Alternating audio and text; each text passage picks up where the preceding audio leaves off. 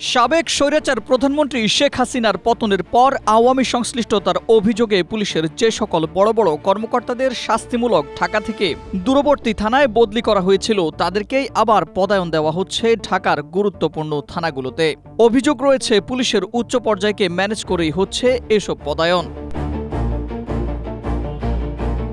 2023 সালের 26 আগস্ট বদলির আদেশ পাওয়ার পর থানা থেকে এসসি টেলিভিশন খুলে নিয়ে যাওয়ার মতো অভিযোগ ওঠে তৎকালীন টাঙ্গাইলের ভূঁইয়াপুর থানার ভারপ্রাপ্ত কর্মকর্তা ওসি মোহাম্মদ ফরিদুল ইসলামের বিরুদ্ধে।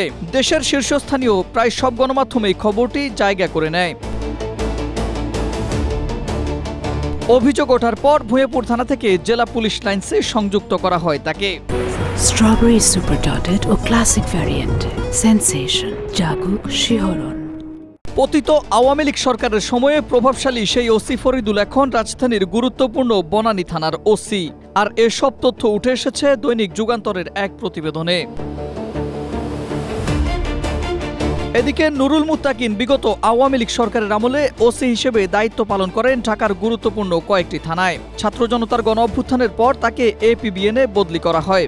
গত 9 মার্চ তাকে ফের এপিবিএন থেকে পদায়ন করা হয় ডিএমপিতে। বর্তমানে তিনি এসি হিসেবে মোহাম্মদপুরের মতো গুরুত্বপূর্ণ জায়গায় কর্মরত। বিগত আওয়ামী লীগ সরকারের আমলে কুমিল্লার বাঙ্গুরা বাজার থানা ও মুরাদনগর থানার ওসি হিসেবে 4 বছর দায়িত্ব পালন করেন কামরুজ্জামান। এখন তিনি রাজধানীর মতিঝিলের মতো গুরুত্বপূর্ণ থানার ওসি।